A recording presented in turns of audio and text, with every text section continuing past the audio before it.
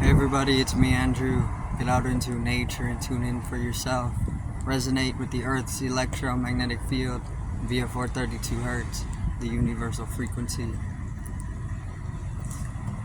Now today I'm going to go over labels, conditions, programs, fitting in, and these types of things. So let's get into this. So there's a whole matrix of condition, program, labeling, various different imagery to accord with, fit into, and it's part of a frequency. The frequency behind a specific type or dimension of imagery is a very, very low frequency, and subliminally the whole frequency of that imagery within a specific dimension is extremely it puts you off, it turns you off, right, to life in a certain sense. By this I mean you get turned on to life. You feel ecstatic. You feel deep bliss. You're ready to go. You're on a vibe, right? This is being turned on to life. There's specific experiences, or there's a whole frequency for this to accord yourself with, right? And it keeps your engine going. It keeps you in health, keeps you in a resonant state throughout the transverse. And finally aligning with that, once again, brings you into that livelihood, that lively state, live in thyself. To do this, there's a specific alignment that takes place. Now, you can fall in and out of that alignment within your life, right? These are highs and lows. You can fall in tune with it, you can fall out of tune with it. Falling in and out, this is creating a wave and a rhythm, a polarity to it. So being able to reflect upon that whole process of aligning yourself into a more ecstatic state of being, which is just ecstasy. Ecstatic and ecstasy are the same thing, which is where your energy is feels like electricity right here at the heart, right? It's just buzzing, but more so than buzzing, it's it completely dissolves away the whole body into the space around you. It's ecstasy, or just being ecstatic in your way of being. And you can tune into this by opening yourself up to life, right? Very, very simply, because it's not a complex thing. This is, all beings are ecstatic, especially plants. Plants are extremely ecstatic in their nature because ecstasy is coalescent with electricity,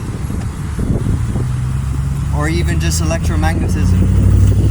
Animals are also very ecstatic in how they are within themselves. Humanity is a little bit different because we're more sensitive because of our level of awareness. But because we're more sensitive and we are dualistic in our nature, there's a depth of misery to the human, right? The human being. So we have to feel out misery, right? We know what it is to be miserable and to suffer, right? And we definitely know pain as a species. But there's a way to once you align yourself within that whole process of coming into ecstasy, which is just the nature of being, which means it's more natural to live in that ecstatic state than it is to live in a miserable state. Why is this? Because this is the nature of being, or this is the nature of existence, more so before it's miserable. It's not actually miserable, more so it's just another dimension of bliss, of being absolutely blissed out,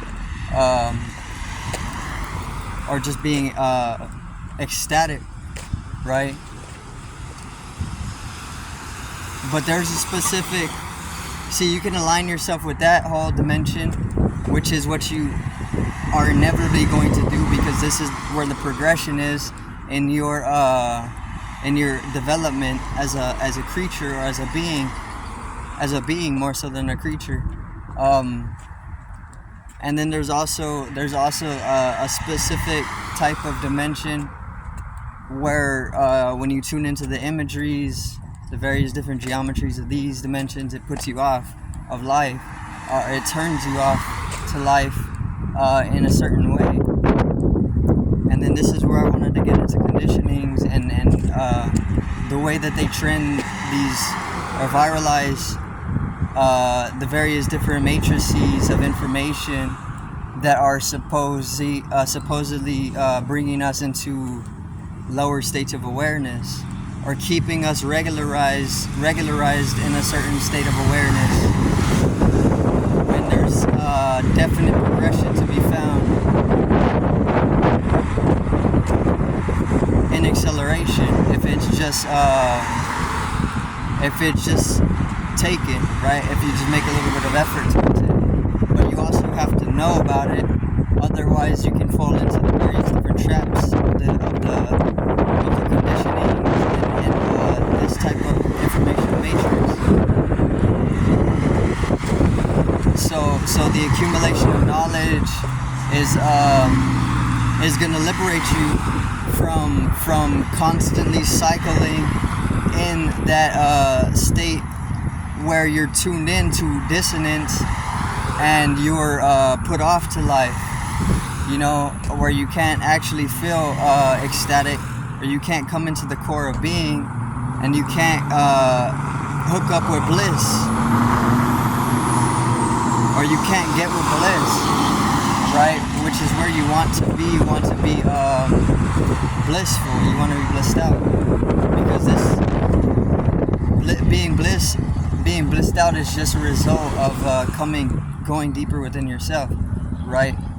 This is why it's a natural dimension of emotional flow within all beings, because it is natural to all beings before being within a misery.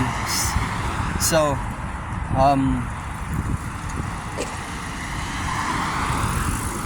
getting put off of life and then getting caught in that and circuiting or just cycling in that, it really is just coming with a specific type of trend, right? Where they like to trend that whole,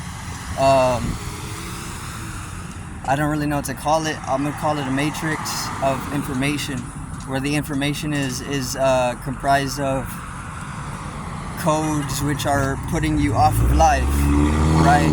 Or even mutating you in a specific way, which may not be the best for where you would be able to take your own mutation if you were in higher knowledge of where you are able to take it in a liberated state, so, or a realized state. So then there's the trends. These are just conditionings, trying to fit into the labels that are viralized throughout society, right? And the various different industries, or just the industry itself, is a very disharmonious system. It's capitalizing off of disharmony, or disharmonious living, and it's consuming nature, right? So anything that it's feeding you, or anything that you're consuming that it's viralizing, is going to be killing you, because it's killing nature, and you are nature. You're not excluded from nature. you are literally an aspect of nature, or you're an expression of nature. So anything that is viralizing the withering away of it is not a bad thing at all, but you can take the energy and you can accelerate it into higher levels of consciousness that the industry isn't pushing. So the moment that you're able to make that transmutation or go through the alchemical process, you're turning lead into gold. You're taking the machine and making it into an organism, right, of a higher frequency. So trying to fit yourself into the various different labelings and conditions can literally clog you up, clog your mechanism up in various different areas, and this can actually lead to various different diseases, and it can throw you out of tune, right? Which, if you just take it upon yourself, you can easily just shift into alignment and come into the higher consciousness, or the cosmic consciousness, Christ consciousness, which is everybody's birthright to be realized.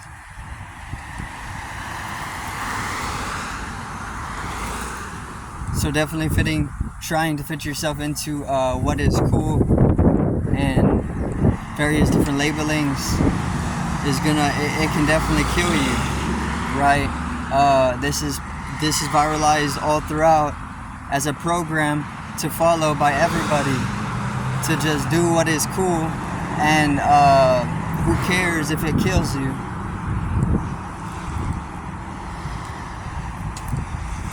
When you already have the blueprints to come into the state of self-mastery, but it's cycling in